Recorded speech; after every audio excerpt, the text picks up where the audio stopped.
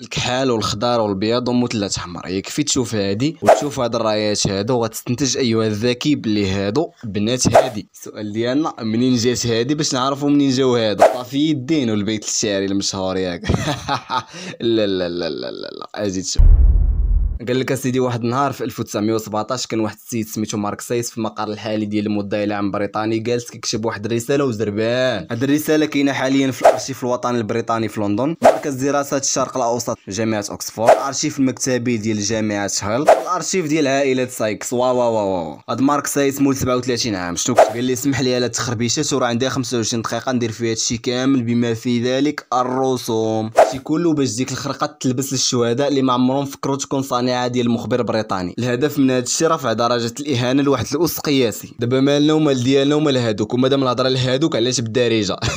لا لا ارتاح ارتاح، الهضره ديالنا وبالضبط اللي كيشوفوا راسهم من هادوك، او بالاحرى كلاب ديال هادوك اللي هما كلاب ديال هادوك. بلا نقول لهم انتوما كلاب ديال الكلاب ديال هادوك. ايوا شوف فين حطيتي راسك مسخوط. كاين هذا ميساج خفيف ظريف لصحاب جاك بيلي اللي بطبيعه الحال ما يستاهلوش نردوا عليهم بموضوع على الرايه الامازيغيه ولا العالم الامازيغي. اختارينا الرد بالعالم ديال هادوك اللي كيشوفوا راسهم اصلا كلاب ديالهم اللي هما كلاب ديال وحدين اخرين. ربما ديك المنطقه كامله باستثناء السعوديه اللي هذيك قصه اخرى. خلي داك جميل ان شاء الله.